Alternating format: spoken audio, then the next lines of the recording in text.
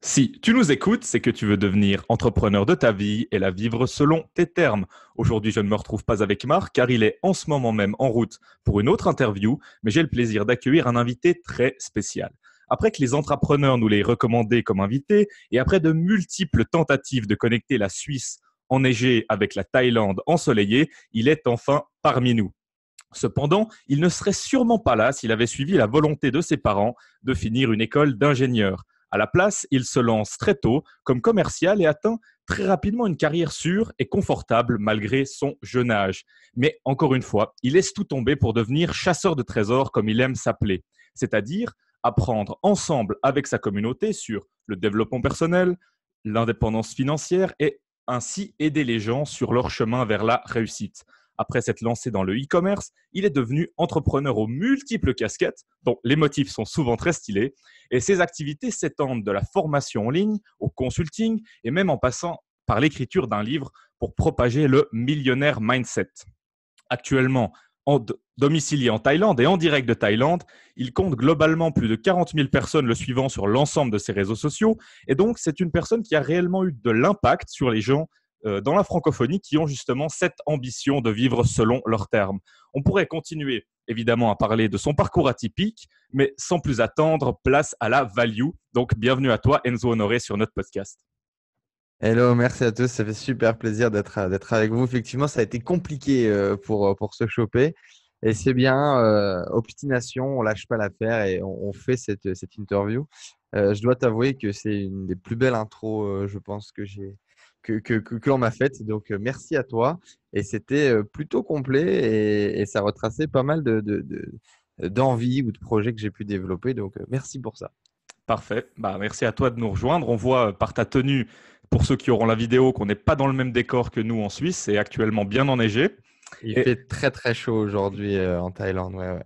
exactement. Donc, on a le contraste. Mais on va quand même se rejoindre pour une thématique. Mais avant qu'on parle de tout ce qui est online, un petit peu plus tactique, business en ligne, je voulais quand même qu'on parle un peu de lifestyle, de style de vie, parce qu'on pense vraiment quand même que ce n'est pas vraiment dissociable du business. Tu es obligé un petit peu de vivre au rythme de ton business. Et on voulait surtout te Mhm. demander, toi qui es parmi les palmiers sur la plage, etc., à quoi ressemblent vraiment tes journées? Je pense que c'est une question que beaucoup de gens se posent.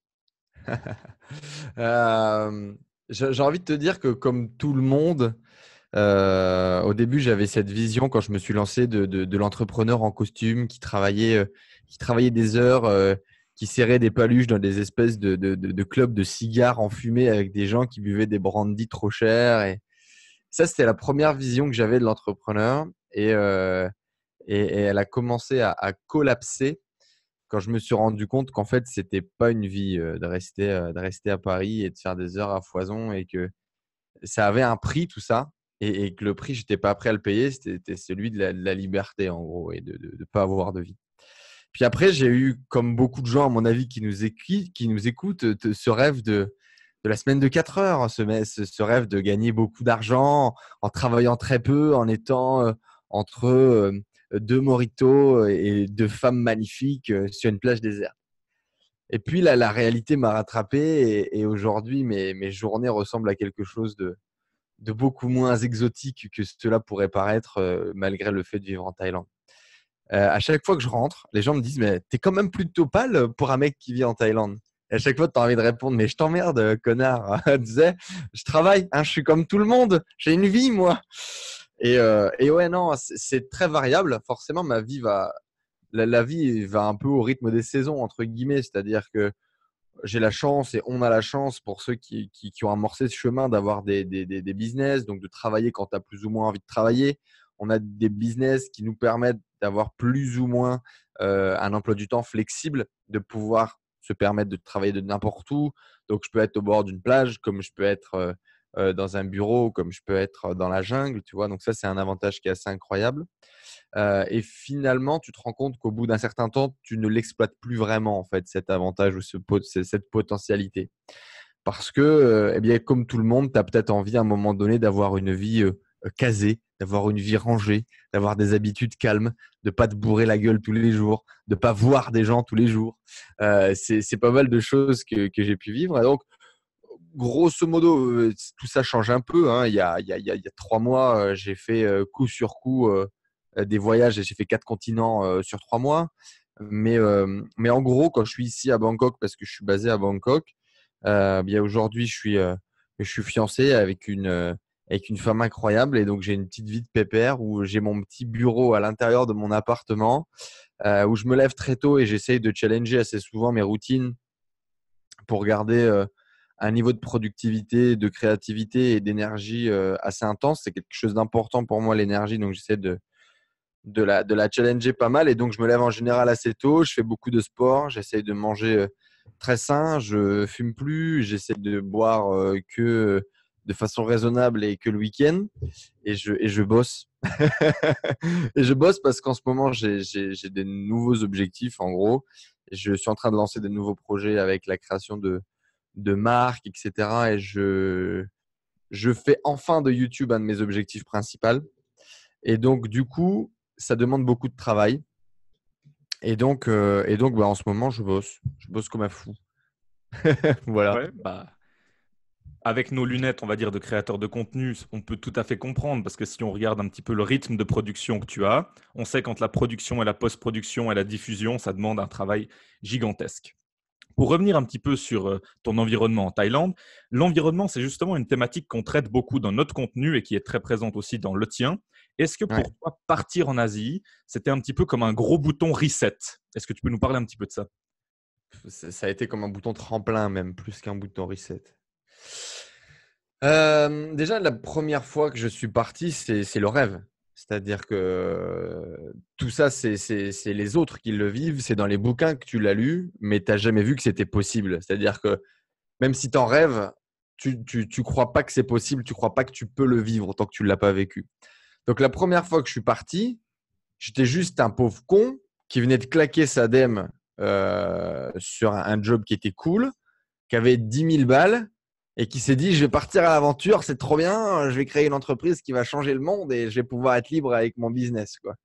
Mais dans les faits, rien de tout ça n'existe. Tu pars avec ta fleur et le fusil et tu espères que qu'il va se passer quelque chose de cool. Et donc, la première fois que je pars en Asie, je pars avec tous ces rêves-là en tête. Je pars avec ce rêve de vivre nomade digital que je ne savais pas 12 mois avant ce que c'était. Je pars avec cette envie de rencontrer tous les gens que je suis sur Internet qui vivent ici en Asie. Et je pars avec cette soif d'aventure et de réussite. C'est ça mon premier départ. Et ça a été encore plus que ça, ce qui s'est passé, quoi. Je comprends tout à fait. J'ai moi-même passé l'année dernière aussi à voyager pour différents projets, travailler dans des startups, etc. Et je pense que tu as certainement expérimenté ça. C'est surtout les gens que tu rencontres. Et c'est peut-être de ça que tu parlais quand tu disais un tremplin. Mais pour les gens qui changent, qui souhaiteraient changer d'environnement, c'est toujours compliqué de changer son environnement et de changer peut-être les gens, changer ses connexions, changer les gens avec qui tu passes le plus de temps. Est-ce que tu aurais peut-être un conseil ou comment tu as fait, toi, pour prendre ces gens qui t'inspiraient et en faire devenir plus ou moins des potes, aller travailler, aller vivre avec eux, alors que peut-être d'autres gens, ils sont un peu coincés. Ils se disent, bon, bah voilà, je suis toujours avec les mêmes personnes. Ils sont pas méchants, mais c'est pas eux qui vont faire que mes rêves deviennent réalité. Moi, je parle beaucoup de mindset et d'environnement, comme tu me l'as dit. Et la première des choses, c'est change ton mindset et tu vas changer qui tu es. Et donc, tu changeras les gens qui sont autour de toi. Mais pour rentrer un peu plus dans le détail, parce que ce serait trop facile de s'arrêter là-dessus, c'est que déjà, avant de partir en Asie, j'ai changé mon mindset déjà en France. C'est-à-dire que moi, je viens d'une petite ville du nord de la France ou d'une petite ville de 12 000 habitants, tu vois, et où dans le nord de la France, quand tu as un CDI et que tu gagnes 2 000 € par mois, tu as réussi ta vie, quoi. C'est-à-dire que c'est bien. Les pères de famille qui gagnent 2 000 €, qui éduquent leurs gamins, c'est cool, quoi. Tu emmènes tes enfants au cinéma, tu pars une fois par an en vacances, tu as réussi dans la vie, quoi. C'est ça la mentalité qu'il y a chez nous, qu'il y a dans le Nord. Et donc, si tu veux, euh, moi, je dénotais total, mais total, total, total depuis très longtemps. Des fois, je suis allé en costard au lycée, j'avais des délires bizarres, tu vois. Et donc, quand j'ai voulu commencer à quitter l'école d'ingénieur pour me lancer commercial, il a déjà fallu changer d'environnement. C'est-à-dire qu'il a fallu faire un tri sur qui sont les gens qui m'aident à avancer et qui sont les gens qui totalement me démolissent. Parce que tu as des gens comme ça toxiques autour de toi. Potentiellement, tu t'en rends compte, potentiellement, tu t'en rends pas compte. Et quand tu t'en rends compte, tu dis ah mais non, quand même, ça fait longtemps que je le connais et tout. Puis il me veut pas du mal, il a un bon fond. Mais dans les faits, courir avec un boulet au pied, ça va faire toujours que tu battras jamais les records, quoi. Et donc la première chose que j'ai faite, c'est faire ce bilan. Tu t'assois, ok. Ma vision, c'est ça, mon rêve, c'est ça. Pour l'atteindre, qu'est-ce que je dois faire? Qu'est-ce qu'il me faut? Quel est l'état d'esprit que je dois avoir? Quelle est la personne que je dois devenir pour atteindre ce rêve-là? Est-ce que les gens qui sont autour de moi aujourd'hui m'aident ou ne m'aident pas à obtenir ce résultat-là? Et après, tu prends tes décisions comme un grand et tu avances. Moi, j'ai quitté mes parents, j'ai quitté mes amis, j'ai quitté mon ex-copine. Et c'était des gens bien, et c'était pas des gens qui me voulaient du mal. Mais c'était pas la voie express, quoi. C'était pas la fast lane, c'était pas ça qui allait me permettre de. Parce que pour changer, il te faut rien. Il faut que tu sois comme un fœtus dans le noir et que tu aies peur et que ça t'oblige à te changer, ça t'oblige à te pousser, à te violenter même. Parce que le changement, c'est violent, le changement, c'est brutal. Surtout que moi, je voulais un changement rapide et puissant. Donc, il faut te mettre au pied du mur, il faut te mettre face à la falaise et il faut te pousser au cul de façon très violente. Et ben moi, typiquement, il y a des gens que voilà, j'ai plus du tout contacté. Il y a des gens à qui je parlais plus. Et quand ils me demandaient pourquoi, sincèrement, je le disais, mais parce que je pense qu'on n'a rien à s'apporter. Très, très Et puissant. ça a été violent, mais du coup, tu mets ton focus sur les gens que tu veux rencontrer, ce que tu veux attirer dans ta vie. Et quand je suis arrivé à Paris, donc je suis parti à Paris en 5 jours. C'est-à-dire que le mec, ça faisait 6 mois qu'il n'acceptait pas ma proposition de venir bosser pour lui à Paris. Et du jour au lendemain, je lui dis, écoute, voilà, je vais partir en Thaïlande. Déjà à l'époque, j'avais ce délire. Je voulais partir comme un backpacker à la con pour aller faire une expérience de voyageur, tu vois. Et il me dit, bah, c'est dommage parce que j'avais un job pour toi. Ça commence lundi et on était jeudi. Et je fais mon sac et je suis parti. Et quand je suis parti, bah, j'ai rien demandé à personne, quoi. Je suis parti. Très, très J'avais une meuf, puissant. j'avais des potes et des machins et tout. Et c'était le seul truc. Et le premier mois où je suis arrivé à Paris, j'ai rencontré 7 millionnaires. J'en avais quasiment jamais rencontré de ma vie, tu vois. Je savais pas ce que c'était que. On peut pas imaginer. Enfin, tu as des stades de mindset, tu as des stades de compréhension de ton environnement. Où moi, je sais très bien que même quand je commençais à gagner 2 000 à 3 000 euros dans le nord de la France, on était en commercial. 1 million d'euros, je pouvais imaginer ce que c'était. Je pouvais pas imaginer ce que tu pouvais acheter, le travail que ça demandait pour générer ça. Encore moins 10 millions d'euros. Et quand je suis arrivé à Paris, je n'avais pas quantifié tout ça. Et je me suis mis à bosser pour un gars qui gagnait 2 millions d'euros par an. J'ai rencontré 7 millionnaires le premier mois où je suis arrivé. Mon mindset, il a explosé, si tu veux. Et du coup, ben, forcément, tu changes ton environnement, tu changes les gens, tu te changes toi et le reste autour de toi se met à changer. Voilà, j'espère que ça. J'espère que si vous êtes intéressé par ça et que les réponses ou les pistes que j'ai pu vous donner Non, vous mais permettre de travailler totalement, d'un les point faux de vue problèmes. mindset, c'est tout à fait un paradigm shift, comme on pourrait dire. Donc, c'est vraiment ta Mm. perspective. Tu rencontres cette nouvelle personne et ensuite, ils te font voir une nouvelle perspective, ce qui fait que ton champ des possibilités et Se potentiellement rouvre. ton champ de compétences aussi, ils prennent tellement d'ampleur, en fait, que tu passes au stade supérieur. C'est comme des ondes, comme ça. Et Mhm. ça, c'est vraiment très, très puissant quand on s'intéresse à tout ce qui est mindset. Et d'ailleurs, dans tous ces gens que tu as rencontrés, qui t'ont fait passer au niveau supérieur, qui t'ont apporté quelque chose de plus, est-ce que tu as noté Ouais. peut-être un dénominateur commun ou est-ce que ces gens ont des compétences en commun et qu'est-ce qu'ils ont de plus, on va dire? Bah, bien sûr. Bien sûr que j'ai noté un dénominateur commun. J'en ai même fait une formation. C'est-à-dire qu'en fait, mon bouquin et la formation en ligne que j'ai, l'accompagnement sur le mindset, c'est ça. C'est après avoir fait 70 interviews, tu discutes avec les gens. Il y a une question que je pose systématiquement, c'est si tu devais tout recommencer avec ton expérience et ton cerveau, ce serait quoi les 3, 4 grandes étapes que tu mettrais en place pour te donner le maximum de chances de réussir un projet? En gros, s'il devait y avoir une formule du succès, ça serait quoi pour toi? Et quand tu poses la question à 70 personnes, tu commences à avoir des croisements. Tu commences à avoir des gens qui te donnent plus ou moins des pistes de réponse. Et des gens qui sont dans des industries complètement différentes, des gens qui ne se sont jamais rencontrés, des gens qui ne bossent pas du tout sur Internet, Tu vois, j'ai des industriels, des coiffeurs, j'ai des gens qui, tu sais, c'est à l'opposé total, tu vois. Et il y a des choses qui sont des dominateurs communs. Et effectivement, une des choses dont on a parlé, qui est l'environnement, c'est un des points qui est notamment un dénominateur commun. C'est-à-dire que qui t'entoure au quotidien, qu'est-ce qui t'entoure au quotidien en termes d'infos, en termes de contenu, et la vision, l'environnement, la vision et cette idée de détermination, de jusqu'où tu es prêt à aller, de est-ce que tu as plus faim que les autres pour atteindre ton objectif. Ouais, c'est Voilà, c'est c'est cool que ces tu dises ça. Parce 3 que premiers là qui me viennent en tête là. c'est exactement ce qu'on fait avec Marc, donc mon co-animateur, on va dire. Chaque fois qu'on interviewe des gens, on documente un petit peu les principes. Et comme tu dis, Mmh. c'est universel, ça se recoupe. Que tu poses Bien la sûr. question à quelqu'un qui est dans le service industriel, quelqu'un qui est influenceur, quelqu'un qui est écrivain, chaque fois, tu trouves de ces principes qui se recoupent. Et c'est un petit peu la quête derrière Entrepreneur. Nous, on essaie de documenter un petit peu ces principes. Donc, bah, Mmh. merci de nous confirmer un petit peu cette piste. Et pour parler encore un petit peu de mindset, puisque tu l'as évoqué, tu fais une formation sur la thématique, tu as aussi un livre sur la thématique. Ouais. On est complètement d'accord avec toi. J'ai recherché pendant des heures ton contenu et puis on est vraiment aligné avec ce que tu dis. Par contre, il y a une nuance, c'est sur le fake it till you make it. Et là, on Mmh. aimerait bien un petit peu ton avis parce qu'on n'est pas forcément de la même perspective et on trouve ça super intéressant. Il y a 2 choses. C'est-à-dire que il y a une partie de croyance et il y a une partie de confiance. OK?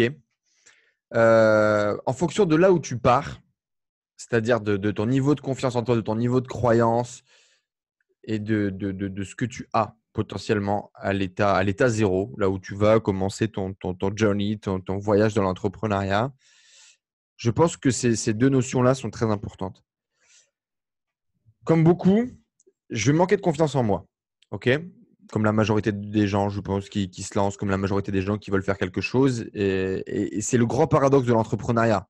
C'est-à-dire que tu sais absolument pas ce que tu es en train de faire, ni les résultats que tu vas obtenir, mais tu dois le faire avec une confiance absolue pour pouvoir persuader les gens que ça va fonctionner. Et c'est un des paradoxes qui est très intéressant. Mais en gros, au début, quand tu sais pas, et quand tu n'as aucune confiance en toi, et quand tu sais absolument pas là où tu vas, bah, il faut la créer, cette confiance. Il faut qu'elle sorte de quelque part. Il faut l'inventer. Fake it until you make it. Et quand j'ai lu ça chez des gens comme Eric Rice ou d'autres, quand j'ai entendu ça de la bouche de Sam Hamar, quand j'ai entendu ça, quand je suis allé rencontrer énormément de startups dans le Nord et à Paris, ça a blow my mind en me disant, mais je fais ça depuis que je suis gamin, quoi. C'était un peu naturel chez moi. C'est-à-dire que ouais, quand tu as peur du noir, bah, tu visualises que c'est la journée et que tu es fort et que tu es musclé. On fait ça quand on est gosse, non? Il y a que moi qui fais ça. Et si tu veux, c'est ça. C'est-à-dire que quand tu as peur d'un gamin à l'école où tu te dis: «Oh putain, ça va mal tourner», bah, dans ta tête, tu visualises très fort que toi, tu es plus grand et que tu lui mets 2 patates dans sa gueule et que tu lui casses les dents. Et ça t'aide indirectement à gagner de la confiance, à visualiser la scène. Je sais pas, moi, c'est quelque chose qui était assez naturel. Et quand on a mis un nom là-dessus, quand on m'a expliqué que j'étais pas le seul à penser ça, à voir les choses comme ça, ça m'a donné de la technique, ça m'a donné de l'assurance. J'ai essayé de comprendre comment les autres utilisaient ça. J'ai mieux compris ce truc-là. Après, Tony Robbins y a mis des mots beaucoup plus précis et m'a donné des schémas de visualisation, des exercices à réaliser et tout ça. Mais ouais, ouais, ouais, pour moi, c'est essentiel. C'est très dangereux. Il y a un chapitre de mon livre qui s'appelle la stratégie ultime pour réussir, mais celle qui peut également te tuer, quoi. C'est-à-dire qu'il y a. Alors, ça, c'est un peu space à raconter et je ne le raconte pas souvent. Mais il y a des passages de ma vie, je ne sais pas si c'est dans ma tête ou si c'est réel.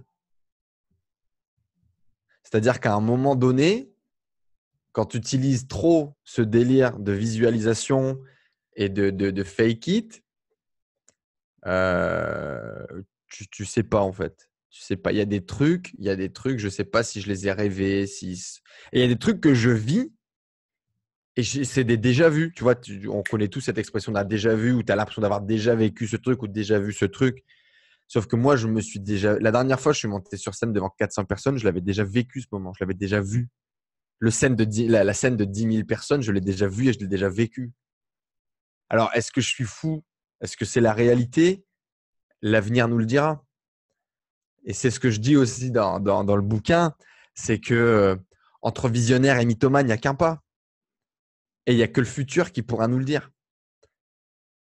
Steve Jobs était pris pour un fou, puis quelques années plus tard, c'était le mec le plus génie du monde. Et plein d'autres. Et plein d'autres. Et on remarque ça chez tous les grands génies, où les mecs finissent fous alliés, où les mecs sont des pontes qui ont révolutionné une industrie ou un univers, tu vois. Alors, je ne pense pas être ne serait-ce qu'à la botte de ces mecs-là. Mais en tout cas, ces outils-là, j'ai eu la chance de les découvrir très tôt. Et je m'y suis perdu pendant un moment donné. Je les ai mal utilisés, comme beaucoup. Je suis sorti en boîte, je dépensais énormément d'argent alors que je n'en gagnais pas un péco pour essayer d'attirer des gens, pour essayer de me mettre en connexion avec des gens. Ça a marché. Mais ça m'a valu beaucoup de dettes pendant un moment. J'ai essayé j'ai fait semblant. J'ai fait semblant pendant très longtemps. Ouais. J'ai fait semblant pendant très longtemps. Et en fait, je pense que tu arrêtes de faire semblant quand tu commences à comprendre ta vraie valeur. Super. Et tu n'as plus besoin de faire semblant. Après, c'est uniquement de la visualisation. Aujourd'hui, je fais plus semblant. J'ai arrêté. J'ai arrêté parce que tu te détruis, en fait, au bout d'un moment. Parce que si tu continues tout le temps de faire semblant et tu n'as pas de réalisation, il ne se passe rien, tu passes pas assez à l'action, tu deviens un mytho, un vrai mytho, là, pour le coup. Et ça, c'est dangereux. Ça, c'est très, très, très dangereux. Et donc, du coup, aujourd'hui, ce que je pratique beaucoup par rapport à ce concept, c'est beaucoup de visualisation. C'est beaucoup d'affirmations positives qui n'existent pas encore. Et c'est tout ce concept adapté au marketing, donc vendre des produits avant qu'ils existent, etc. Tous les concepts de fake it until you make it en termes de start-up, je l'utilise au quotidien. En termes de développement personnel, ça s'arrête aujourd'hui à la visualisation et aux affirmations. Ça s'arrête déjà beaucoup. Hein. Mais par contre, on va dire que j'ai arrêté de l'utiliser dans ma vie de tous les jours pour devenir le Enzo que je voulais devenir parce que je suis sur mon chemin, je pense. Ok, alors maintenant c'est bien plus clair. C'est vraiment la distinction entre visualisation, ce que tu fais dans ta pratique interne, et puis ce qui Mhm, serait un petit peu fake externalisation, où tu mhm. te payes des voitures pour faire des vidéos YouTube ou des trucs comme ça. Ça, c'est le côté où, personnellement ou avec Marc, on trouve que c'est des fois un peu discutable. Par contre, les pratiques de visualisation, Ça va plus loin. Ça va plus loin que cette idée de voiture, je ne l'avais même pas vue. C'est-à-dire que moi, j'allais me pointer dans des networking, des choses comme ça, et je jouais un rôle. Je me ça va plus levais le loin. matin, je me levais le matin et j'étais ma visualisation. Ça ne s'arrêtait pas à ma visualisation. Je sortais dans la rue, je m'étais acheté un costard de malade et j'étais cette rockstar là que j'allais devenir. Et au début, ça a été très, très compliqué parce que et ça l'est toujours. C'est-à-dire que des fois, dans ma vie va pas assez vite par rapport à ce qui se passe dans ma tête. Et moi, dans ma tête, je suis déjà arrivé à un niveau où ma vie n'est pas encore. Donc, il y a une distinction entre ce que je pense que je suis et ce que je suis vraiment. C'est là où c'est part en couille. Ouais, c'est là où peut-être qu'il y aurait des inconvénients à cette pratique. Parce que si tu le fais dans ta chambre, et puis là, je vois que tu as un tableau blanc derrière toi, comme nous, on utilise beaucoup, tu mets tes goals, tu mets ta target du mois ou j'en sais rien. Mhm, Qu'elle se réalise pas, c'est tes affaires. Mais mhm. comme tu disais, peut-être que ça peut partir en couille si tu te pointes n'importe où à jouer n'importe qui. Mais pour rebondir là-dessus, C'est un justement, peu l'idée. tu es devenu ton propre personnage quand même, puisque là, maintenant, on peut entrer dans le vif du sujet avec YouTube, avec la création d'audience, avec les réseaux sociaux. Et on Mhm, avait regardé avec Marc une interview de Maxime Rigotier que tu avais fait avec lui. Et tu parlais de la Ouais. notion de sacrifice. Et ça, Ouais. justement, on voudrait vraiment en parler parce que créateurs de contenu nous-mêmes, il y a quand même une grosse distinction entre jouer notre personnage et tout le travail qu'il faut pour actionner ce personnage. Ouais. Typiquement, la création de contenu, si j'avais pas la vision, ça fait longtemps que j'aurais arrêté. C'est-à-dire que si j'étais pas persuadé qu'un jour, Enzo Honoré sera face à une salle de 10 000 personnes en train de foutre un bordel monstre et donner une énergie incroyable à tout le monde, j'aurais arrêté. C'est ça qui m'anime en fait. C'est-à-dire que si j'avais que ne serait-ce que l'idée que ça n'arrivera jamais, j'aurais arrêté de faire ça. La création de contenu, c'est du boulot tous les jours. Quand tu fais de la publication hebdo, voilà, quand tu fais de la publication journalière ou hebdomadaire, c'est du boulot tous les jours. Et ça ne paye pas à plein de niveaux. L'ego, l'argent, la confiance en soi, ça ne paye pas. C'est une des meilleures écoles, mais c'est très, très compliqué et très long avant d'en voir le retour. Et donc, du coup, c'est la vision qui m'a permis de garder tout ça. Et effectivement, c'est du sacrifice. Comme je te le disais au début, le rêve de la semaine de 4 heures et machin et tout, c'est du sacrifice. Créer un business, faire de l'argent, c'est pas dur. Faire de l'argent, c'est pas de sacrifice. Il y a plein de moyens de faire de l'argent super rapidement, sans problème. Faire de l'argent, on s'en fout. Créer un business, c'est du sacrifice. Pérenniser un business, c'est du sacrifice. Te créer une bonne santé, c'est pas un sacrifice, c'est une chance en fait. Mais c'est un sacrifice pour l'homme moyen et sans négativité, pour l'œil moyen. C'est-à-dire qu'aujourd'hui, en vivant dans une société de grande consommation comme on a, être fidèle, ça peut être un sacrifice. Pour plein de mecs, être fidèle, c'est un sacrifice. Alors que être fidèle, c'est une des plus belles des vertus. Et pour plein d'hommes, c'est un sacrifice. Tu vois ce que je veux dire? C'est-à-dire qu'aujourd'hui, on est fabriqué, on est industrialisé par la société avec un certain mindset, avec de certaines envies, avec une certaine vision. Et alors, on t'a dit, on m'a dit, alors je ne sais pas si on te l'a dit, mais en tout cas, moi, on me l'a dit toute une partie de ma vie que l'argent, c'est dur et qu'il faut galérer au travail pour le gagner et tout ça. Après, tu comprends par la suite que ce n'est pas du tout le cas. C'est de la merde. On t'a vendu, de la merde. Tu n'as pas besoin de bosser 35 heures à l'usine pour gagner 1 200 euros. Ça n'existe pas. C'est une création de l'homme. C'est une création de la société. Il y a plein d'autres moyens et qu'il y a plein d'autres échelles pour gagner de l'argent, etc. Donc, tout ça, on l'a enlevé. Par contre, peu importe la question d'échelle, pérenniser une entreprise, pérenniser une clientèle, pérenniser une image de marque, ça, c'est du sacrifice. Peu importe l'échelle où tu le fais, c'est évident que c'est des sacrifices. Mais c'est des sacrifices en fonction de ta vision et de tes rêves qui peuvent en valoir le coup. Comme on le Justement. disait, là, cette vision du coup de moi face à 10 000 personnes. Alors, il y a un ego trip, on va pas se mentir. Il y a un putain de gros ego trip d'avoir 10 000 personnes face à toi qui t'écoutent, premièrement. Je suis aligné avec ça. Et ceux qui disent le contraire, je pense qu'ils se branlent un peu dessus. Première des choses. Deuxième des choses, c'est que si tu as 10 000 personnes face à toi en train de t'écouter, en train de recevoir et en train d'avoir une énergie de fou, c'est qu'il doit y en avoir certainement 300 000 ou 500 000 qui te suivent ailleurs. Tu vois ce que je veux dire? Si tu en as 10 000 avec toi physiquement, c'est que tu as impacté beaucoup plus de vie que ça. Donc, c'est transmettre quelque chose, créer quelque chose, partager des bonnes vibes, partager de la bonne énergie, partager de la bonne dynamique parce que ce monde nous crache à la gueule depuis qu'on est né et que si on était plus de gens à partager des choses positives, je pense que le monde tournerait mieux. Ça, c'est une croyance personnelle, mais voilà, du coup, j'ai décidé d'être activiste dans ce mouvement-là.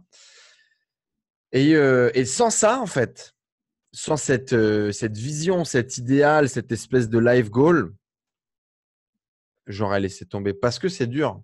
Parce que quand tu publies, et j'ai fait déjà plein de contenu là-dessus, quand tu publies 30, 60 contenus en 30 jours, en 60 jours, et que tu as plus de pouces rouges que de pouces bleus et que tu n'as pas de commentaires et que, comme on l'a dit, dans l'entrepreneuriat, tu sais pas là où tu dois aller, tu sais pas ce que tu dois faire, tu sais surtout pas les résultats que tu vas obtenir, mais il faut que tu ailles avec la plus grande des assurances.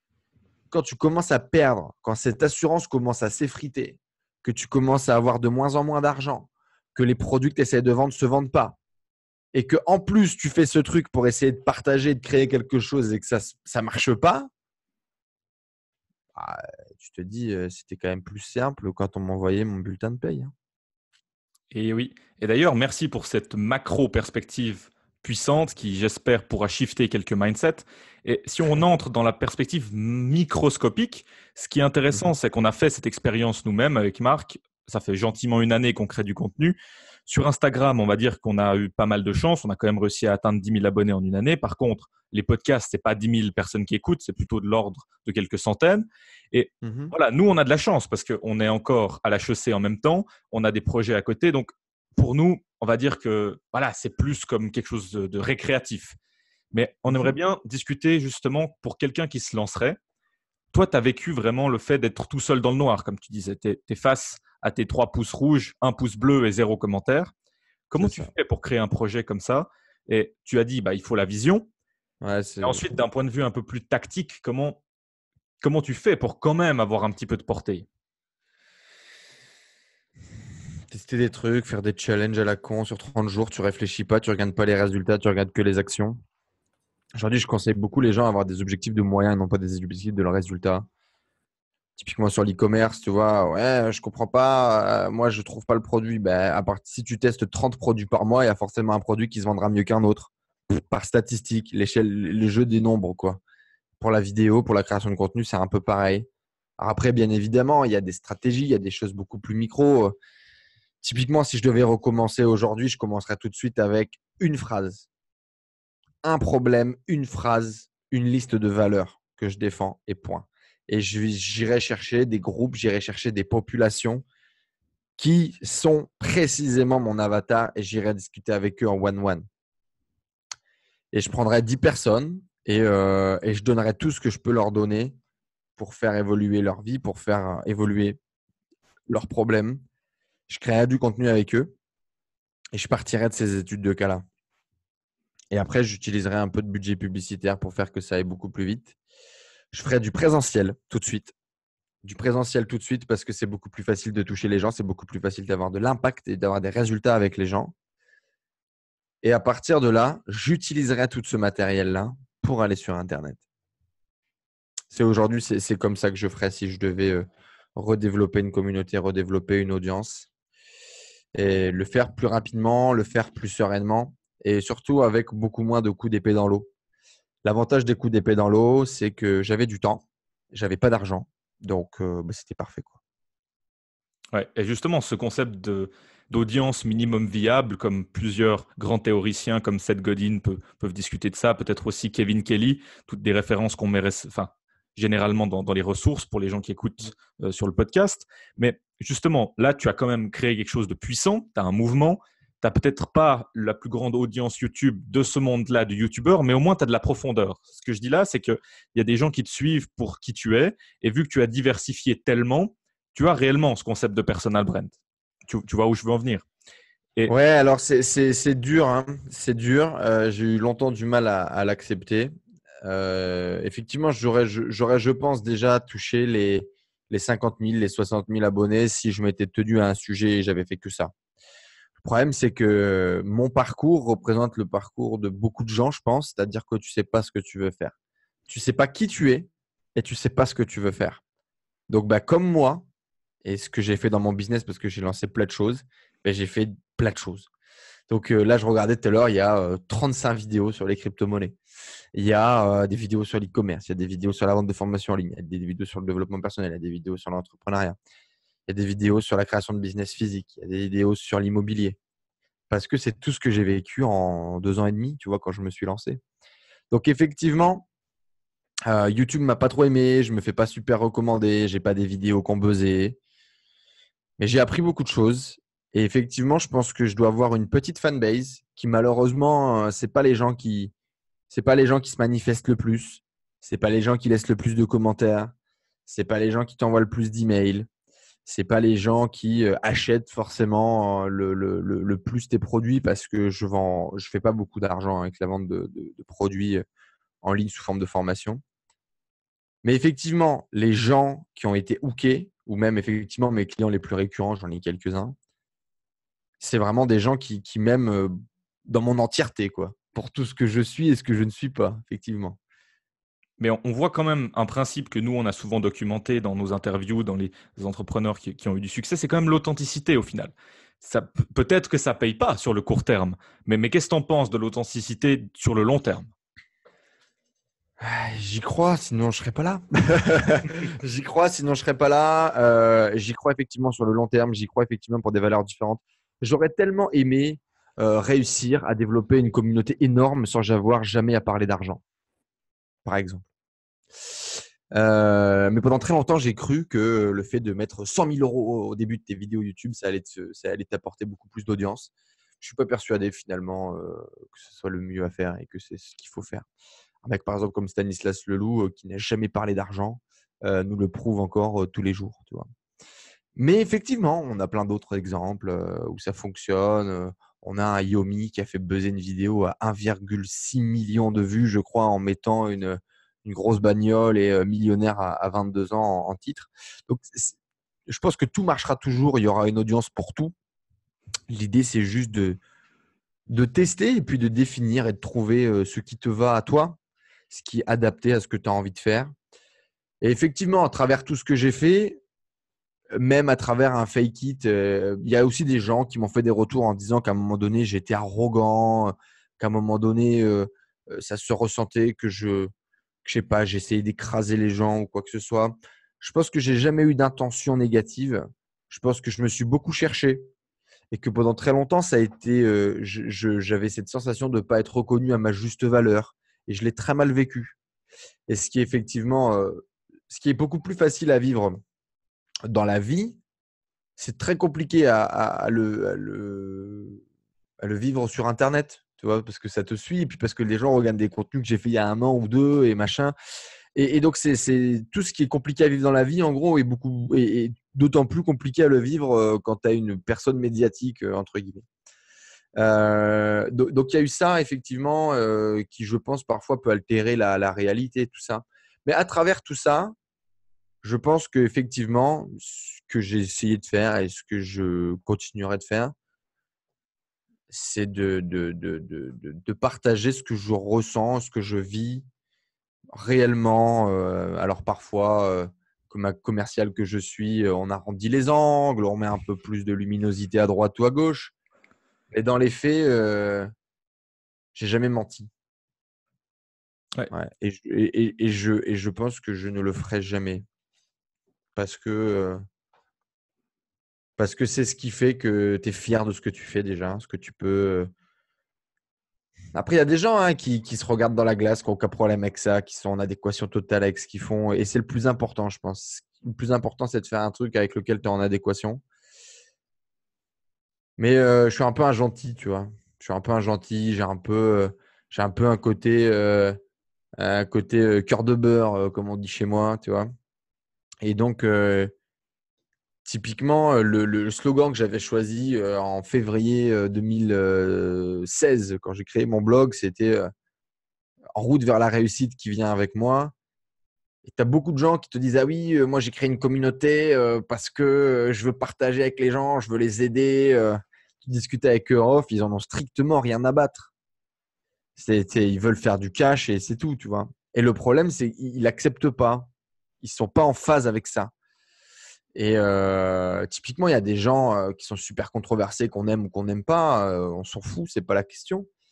J'avais une discussion il y a 2 jours et le gars il dit: moi depuis le début je le dis, je suis là pour le pognon, je m'en bats les couilles, je veux faire du cash. Et si tu veux, même si on n'a pas les mêmes valeurs intrinsèques, je respecte un gars comme ça.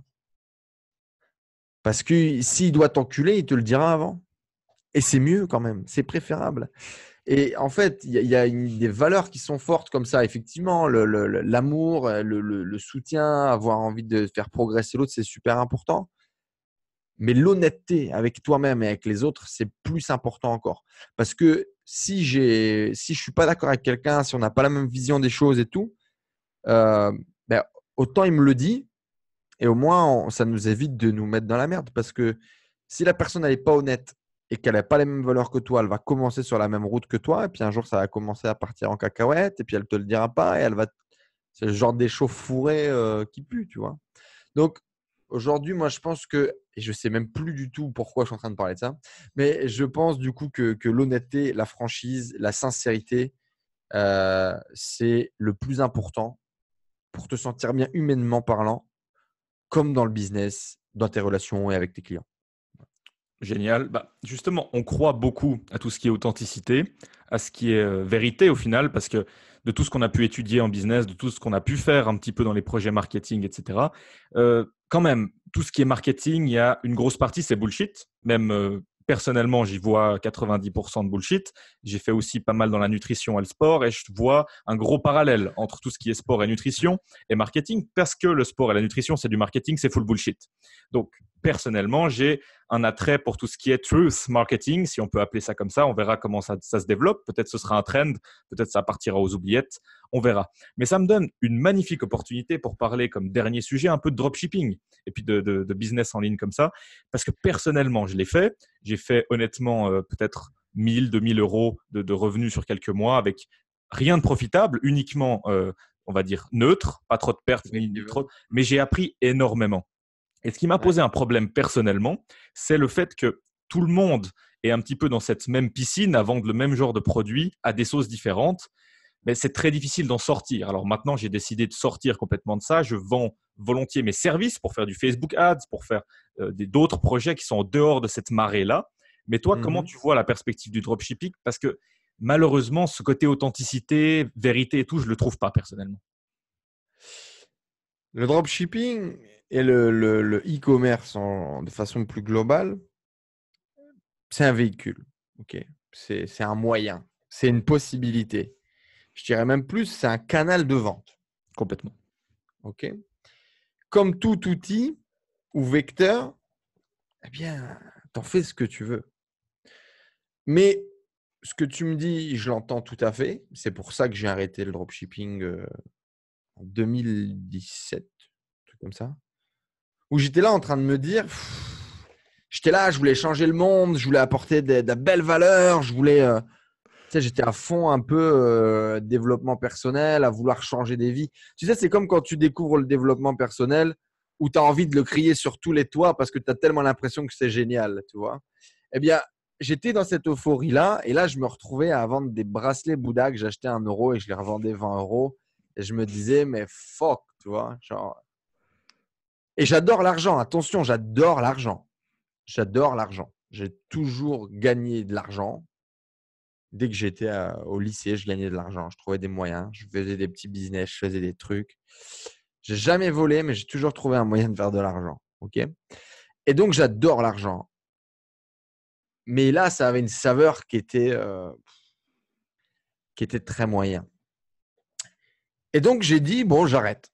Je vais me focaliser sur autre chose qui apporte beaucoup plus de valeur. La vente de formation en ligne. Puis finalement, en fait, comme tout est une question de perception et tout est une question d'intention. C'est-à-dire que l'intégralité du système de grande distribution comme on le connaît aujourd'hui, j'ai envie de faire le parallèle avec la nutrition et le sport. C'est du bullshit. Ouais. C'est-à-dire que depuis que je visualise, et j'ai eu l'occasion de visualiser des commerces à plusieurs millions d'euros par année dans différents secteurs de commerce, industriel, service, peu importe. Et en fait, je me dis que on se fait enculer. Pardonnez-moi, c'est vrai que j'ai fait quelques gros mots aujourd'hui dans le truc, mais bon, on a dit authenticité. Authenticité. On se fait avoir depuis des années, en fait. Mais surtout, quoi. C'est-à-dire qu'on a toujours tout payé trop cher. On a tout, enfin, c'est incroyable. Et je suis un gros client Apple. Tu vois ce que je veux dire ou pas? Ouais. Branding. Mais j'en suis conscient.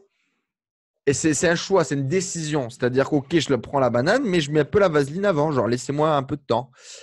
Et en fait, quand tu prends conscience de tout ça, de toute cette industrie où finalement on t'a fait manger de la merde pendant des années, je veux dire, je crois que la plus grosse révélation que j'ai eue, ça doit être genre le lait de vache. Genre, Ouais, pas mal ça. c'est tellement dans la normalité Dans la culture aussi. de l'éducation, de la culture, de machin, que jamais de la vie, tu peux imaginer que c'est pas bon pour la santé, que c'est machin, et que c'est pas nécessaire. Parce que quand tu es gamin, quand tu te fais, en tout cas moi, de l'éducation que j'ai reçue, voilà, entre guillemets lambda, les produits laitiers, c'est vos amis pour la vie. Le calcium pour les os costauds, tu vois ce que je veux dire? Et en fait, bah non. Arrêtez de boire du putain de lait de vache, ça sert à rien, tu vois. Et ça, c'est comme beaucoup de choses que j'ai découvert, que j'ai appris dans le business. Et donc, le dropshipping, donc j'ai arrêté, hein, comme je te dis. Alors parce que j'ai perdu beaucoup d'argent sur Facebook Ads lors d'un changement d'algorithme en 2017, juillet 2017 pour être exact. Et également parce que je ne voyais pas de finalité à tout ça. C'est-à-dire qu'il fallait aller à l'étape suivante pour vraiment faire des choses qui m'intéressaient, c'est-à-dire branding, stock et tout ça. Et donc, ça mettait en péril ma liberté que j'étais en train de me créer à l'époque. Et donc, j'ai dit non. J'ai dit stop. Et j'y suis revenu juin 2018. J'y suis revenu juin 2018 avec une autre vision qui était de dire, OK, je veux, et j'exige pratiquement, j'ai des objectifs qui sont très, très gros. C'est-à-dire qu'effectivement, typiquement, pour un de ces délires de remplir un jour une salle de 10 000 personnes, mon rêve le plus incroyable, ce serait de remplir une salle de 10 000 personnes où le ticket d'entrée soit super peu cher. Alors oui, un autre qui sera super élevé en mode à étiquette juste pour mon ego personnel. Mais en général, j'ai ce délire un peu de réussir vraiment à un moment donné fondamentalement à faire de l'éducation, à faire des événements, à donner l'opportunité de changer des vies à un coût très peu cher. Et ça, tu peux le faire que quand tu as beaucoup d'argent. Même si demain, je fais financer ça par de la pub ou par d'autres prestataires qui auraient un intérêt de récupérer les données de ces gens-là, etc., peu importe le partenariat qu'on pourrait trouver, il faudrait que la marque te sorte en capacité de ramener 10 000 personnes. Et donc, il faudrait que toi, derrière, tu aies acquis déjà ou une communauté ou des moyens médiatiques ou quelque chose. Et j'ai un rêve, c'est de créer un média intelligent, de créer un média qui ne soit pas là pour abrutir les gens, mais qui soit là pour les éduquer, de faire de vraie éducation entertainment en même temps. Tu vois. Et ça, je suis persuadé qu'on est capable de le faire. On a des gens brillants qui le font déjà. Il suffirait juste de travailler tous ensemble dans un même sens, dans une même direction et on ferait des choses géniales. Bon, j'ai envie de faire ça. Pour faire ça, il te faut du fric. On va pas se leurrer. Pour faire ça, il faut du fric. Et c'est pas en vendant une formation à 197 € que je vais atteindre un jour des capitaux qui vont me permettre de faire ça. Et donc, il faut aller à un next step. Et effectivement, je fais de l'e-commerce depuis très longtemps. Je l'ai fait avec des clients, je l'ai fait en agence, je l'ai fait pour moi. C'est quelque chose d'assez naturel pour moi, la vente et le commerce. Et aujourd'hui, il ne faut pas rêver. Je ne vais pas retourner vendre en physique parce que j'aime ma liberté, j'aime ma distance et j'aime mon côté nomade. Donc, il faut que je trouve un moyen de vendre des choses à distance qui puissent me permettre de créer vraiment quelque chose qui fasse vraiment beaucoup d'argent. Et donc, c'est comme ça que je suis revenu au e-commerce. C'est-à-dire qu'avec une vision différente, de créer une équipe déjà, tout de suite, de créer une équipe, grâce à travers ça, apporter de la liberté à d'autres gens. C'est-à-dire que là, je ne le faisais plus juste pour moi, j'émancipais des personnes avec moi. C'est-à-dire qu'en gros, toute mon équipe, elle allait avoir l'opportunité, en tout cas, la décision de pouvoir travailler d'où elle veut et de pouvoir avoir le lifestyle qu'elle veut. Donc déjà, je me mettais cette mission en plus sur les épaules. Et donc, plutôt que de vendre des bijoux à la con, il y a un sens derrière tout ça. C'est-à-dire que même si tu fais quelque chose de très moyen, on va dire que tu le fais, mais tu sais, c'est comme, je sais pas, c'est comme le mec qui fait un job de merde, mais qui se dit, voilà, je vais payer des vacances à ma famille, je me sacrifie, mais pour une espèce de bonne cause. Bon, Ouais. il y avait ça qui rentrait en ligne de compte. il y a le step là où je suis en train d'aller en ce moment, c'est effectivement de brander et de créer, de créer quelque chose de pérenne avec une image de marque, avec des vrais produits sympas. Mais une fois encore, quand tu as connu l'envers du décor, là typiquement, tu vois, je vends un produit en ce moment à peu près à 33 euros. C'est un produit que je vais brander, donc je vais mettre ma marque dessus, on va créer une marque, on va faire un peu de marketing, etc. Le produit va me coûter 6 euros. Je le vends 33 euros. C'est quoi la différence entre le faire en dropshipping et poser ma marque? Du jour au lendemain, je suis devenu quelqu'un de plus éthique, je suis devenu quelqu'un de plus sympa, je suis devenu quelqu'un de plus gentil? Pas du tout. Pourtant, la marge, elle est la même. Et le job, il est le même. On est d'accord ou pas? Bah, ça dépend. Avec du branding, si tu pars dans les échelles, tu peux même avoir une meilleure marge et plus de contrôle. Bien sûr, plus de contrôle, meilleure marge. Mais c'est en fait la question, c'est, je te retourne un petit peu la question de cette idée du dropshipping de ne pas apporter de valeur. Tu vois? Bah, je sais pas ce que tu vends à 33 euros. Ah, ben, je vends un produit cosmétique que les meufs utilisent tous les jours. Ouais, d'accord. Donc, après, c'est ça encore le débat. Mais tu vois où je voulais en venir. C'est que les Bien sûr que produits je vois où tu veux en venir. AliExpress Et je me suis classiques. posé la question de très nombreuses fois. Et j'ai posé la question à plein d'autres personnes. Et la réponse est souvent la même. C'est-à-dire que je m'en bats les couilles, je veux faire de l'argent. Tu as un premier cas de figure. Ouais. Et deuxième cas de figure, tu as de dire bah, qu'est-ce que fait Zara? Qu'est-ce que fait H&M? Qu'est-ce que fait Sephora? Qu'est-ce que fait. Ils font quoi? Ils font des marges à au moins 800%, mon pote. Ah, ça, c'est clair.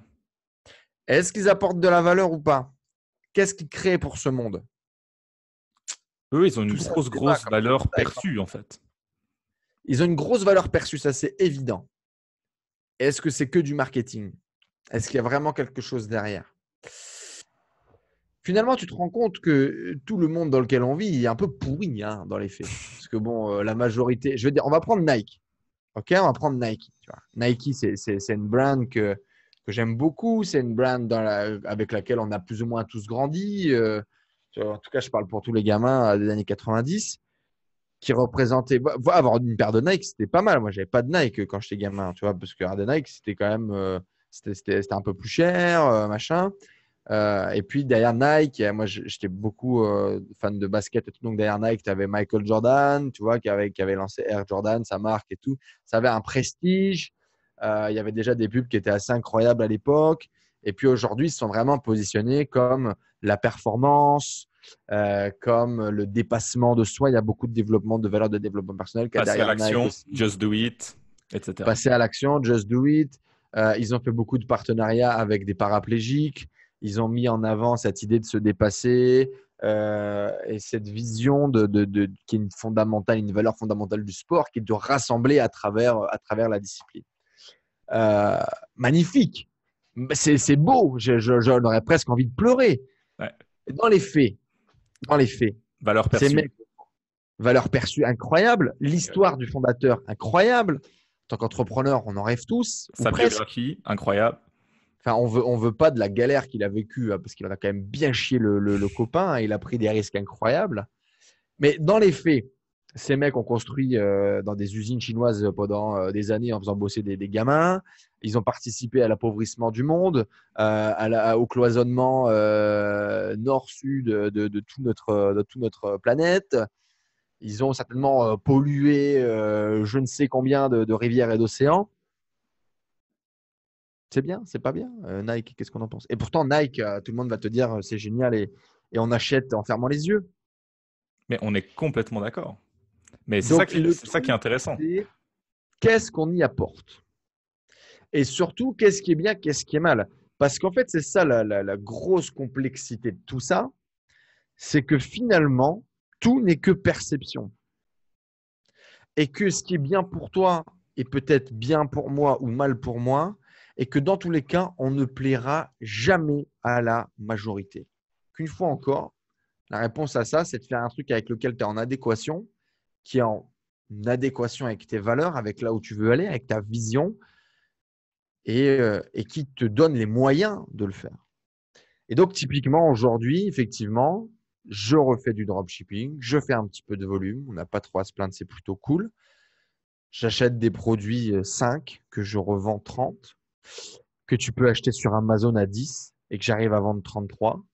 Et ça, encore une fois, ça me fait exploser le cerveau en me disant, si vraiment j'avais un putain de produit génial qui changeait le monde, putain, qu'est-ce qu'on serait capable de faire? Tu vois ce que je veux dire?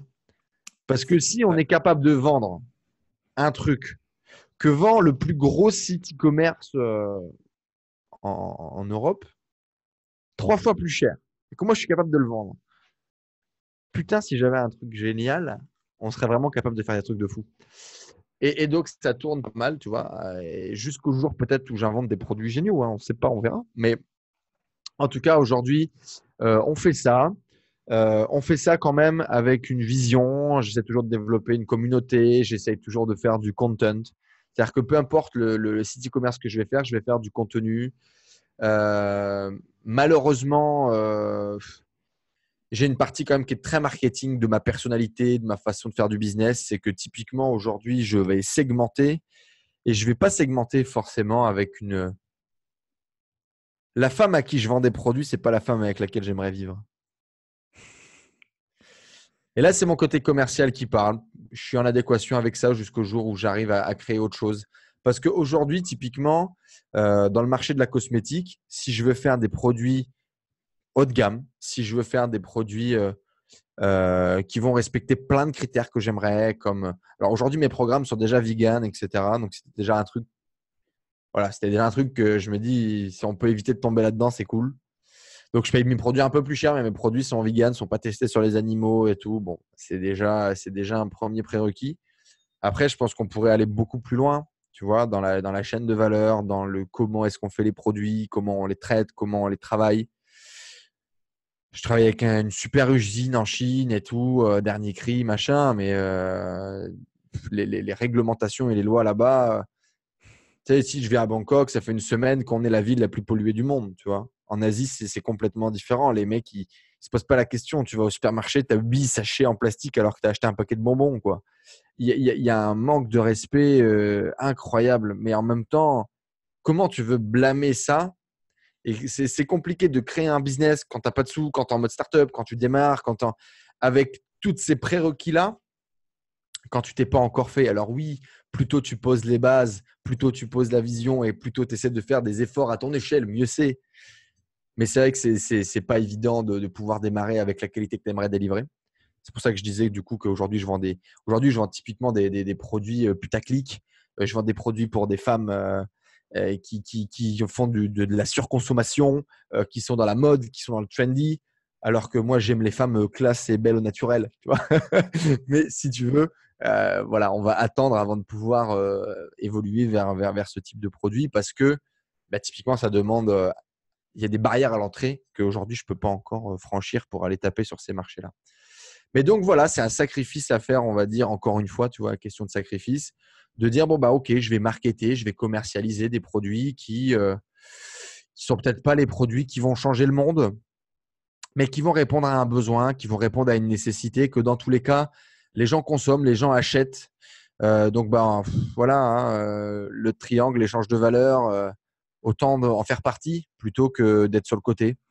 Donc, tu essayes après de le faire, comme je te disais, avec une certaine vision, il y a des trucs que je fais plus, tu vois, il y a des stratégies marketing que j'utilise plus parce que moi-même, ça m'horripile, tu vois.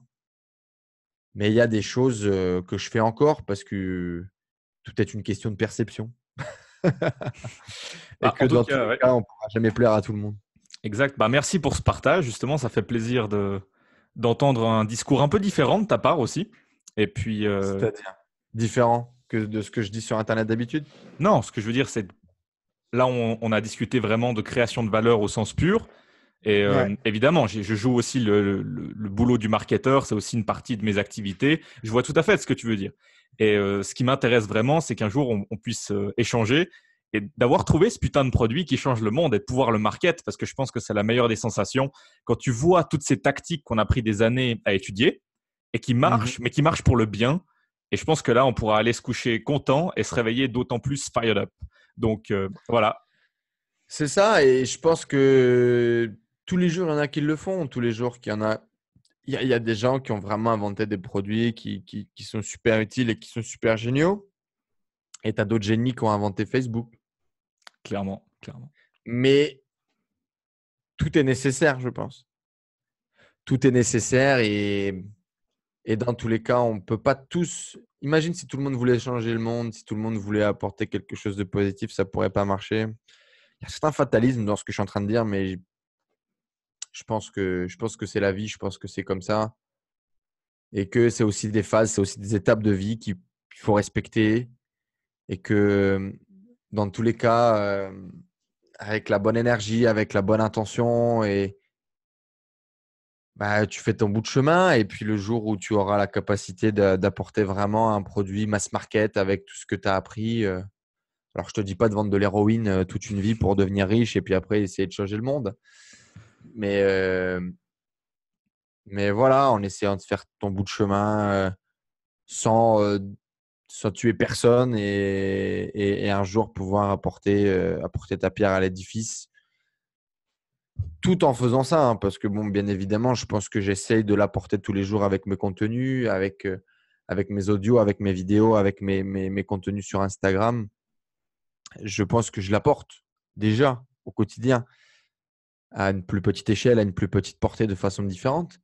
Mais c'est sûr qu'il y a des projets qui ont quand même des enjeux financiers et il y a des projets qui ont un enjeu environnemental, écologique à tout niveau, que ce soit euh, dans la tête, dans le corps et dans la vie, quoi. Génial. Bah, maintenant que tu mentionnes tes réseaux sociaux, avant que je te pose ma toute dernière question, tu peux nous dire où on peut te retrouver? On peut me retrouver un peu partout, hein. C'est le gros avantage avec moi. Du coup, j'ai passé beaucoup de temps à faire plein de choses et notamment à me diversifier sur les plateformes. Je suis le plus présent quand même sur Instagram et sur YouTube. J'écris une fois tous les semestres un article quand j'ai une bonne idée qui me vient, quand j'ai un truc que j'ai envie de partager. Ça m'arrive encore, mais en général, aujourd'hui, j'écris mes vidéos, ce qui est assez nouveau, et puis je les tourne. C'est vrai que j'aime bien la vidéo, j'aime bien jouer. Il y a un petit bout de moi qui un jour aimerait être acteur, il y a un petit bout de moi qui un jour aimerait faire des films. En fait, c'est quand j'ai découvert la puissance que l'on était capable de mettre derrière des émotions, derrière des images, en fait, les émotions qu'il peut y avoir derrière tout ça. J'ai eu la chance d'avoir, à travers mes vidéos, avoir un impact, un vrai impact dans la vie de certaines personnes. Et quand ils te racontent les émotions et quand ils te racontent avec émotion ce qui s'est passé, ce que tu as généré, ce que tu as créé chez eux, ça a vraiment fucking pas de prix, quoi. Et j'ai pris conscience de ça en le faisant, en fait. Je pense pas que je le savais avant de partir. Et c'est d'ailleurs ce qui a plus activé mon storytelling, ce qui a plus activé le fait d'être moi-même aussi. Il y a quelques vidéos dans lesquelles j'étais vraiment à chaud, j'étais vraiment à fleur de peau et j'ai fait les vidéos et j'ai eu des vrais retours intenses et sincères. Et je me suis dit, tiens, c'est bizarre quand même. Quand tu joues pas, justement, là, il se passe un truc, quoi. On est dans le cœur, on est dans le vrai. Et ça m'a poussé du coup à faire ça. Mais donc, du coup, tu peux me retrouver principalement sur Instagram, sur YouTube, sur mon site bettercolenzo.com. Il y aura certainement d'autres sites qui vont émerger d'ici peu, mais bettercolenzo.com. Et puis c'est ça, Facebook, la page Facebook. On a un groupe sur Facebook également qui s'appelle Les Entrepreneurs 2.0 que j'ai créé depuis le début. C'est très drôle d'ailleurs de voir plusieurs centaines de membres aujourd'hui, alors que pendant des mois et des mois, on était 10 ou 20 à faire des conversations très privées. C'est assez drôle. Puis voilà, c'est à peu près tout, hein. Génial. Bah, on va gentiment clore. Et puis, une dernière question. Tu as répondu quand même tout au long de l'épisode plus ou moins à cette question, mais Enzo, quel est l'impact que tu veux avoir au final? Quel est l'impact que je veux avoir? Ça, c'est une vraie question en termes qui d'ailleurs définit un peu ton identité ou définit en tout cas ton travail au quotidien, tous les jours. C'est encore quelque chose avec lequel j'ai beaucoup de mal parce que j'ai beaucoup de mal à mettre un blueprint sur moi, genre qui je suis et qu'est-ce que je veux laisser à ce monde. Mais aujourd'hui, je dirais que à travers ce que j'ai vécu, à travers mes travaux, à travers mes expériences, je veux montrer et je veux prouver que tout est possible. C'est cliché, mais c'est vrai. Et que peu importe qui tu es, peu importe ce que tu penses que ce que tu es, tu peux faire, tu peux créer, tu peux devenir. Tu es déjà, en fait, c'est juste que tu l'as pas vu. Ça, je pense que c'est un des premiers messages, tu vois. Cette idée de vivre selon ses propres termes, d'arrêter de croire la société, ses parents, qu'on peut envoyer tout ça chier et puis créer notre propre truc. Si tu as envie de faire pousser des putains de carottes dans une montagne et de vivre de ta propre agriculture et de foquer complètement le système, c'est possible. Si tu as envie d'être hyper connecté et de gagner de l'argent à la milliseconde en étant connecté au marché financier, ben, c'est aussi possible. Et peu importe ce que tu as dit la conseillère d'orientation, quoi. Et un message qui se développe de plus en plus chez moi et je suis assez étonné parce que j'étais très focus pognon avant, c'est l'amour. Euh, Ça a changé ma vie.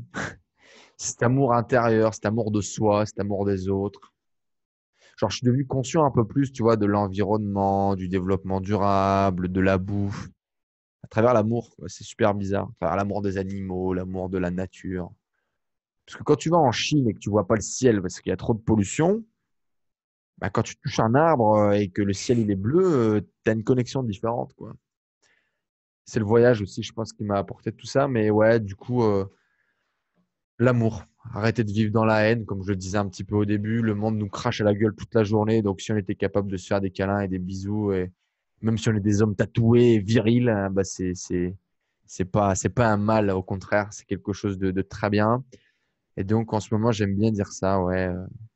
S'il y avait un message qu'on pourrait partager, c'est si chacun d'entre nous fait un sourire ou un compliment à une personne aujourd'hui, je pense que le monde tournerait beaucoup plus rond. Voilà. Génial, bah, merci pour ce message, merci pour ton temps, merci pour tous ces insights en fait que tu nous as partagés. Et puis, on se réjouit de parler de valeurs prochainement. Et puis, pour tous les Merci beaucoup entrepreneurs. parce que c'était très très deep comme interview et c'est rare que je vais aussi profondément, je pense, sur ce genre de sujet. Il y avait certainement mes envies, ma vibes, mais il y avait surtout tes questions. Donc, merci beaucoup pour ce moment et bon courage à vous pour le projet que vous développez, c'est super. J'aurais aimé certainement le découvrir en même temps, aussitôt que vous l'avez découvert. Félicitations pour votre parcours. Je pense que c'est la bonne direction, le bon état d'esprit de créer, de communier, de partager, de d'écrire le process un peu, tu vois, avant ne serait-ce même que pour créer ou pour te lancer, parce que tu auras tellement déjà accumulé d'expérience et de parce qu'il y a quelque chose qui est sûr, hein, c'est qu'en s'intéressant aux autres, on en apprend beaucoup sur nous. Voilà. Je clôturerai là-dessus. Merci beaucoup. Génial, merci et à dimanche prochain.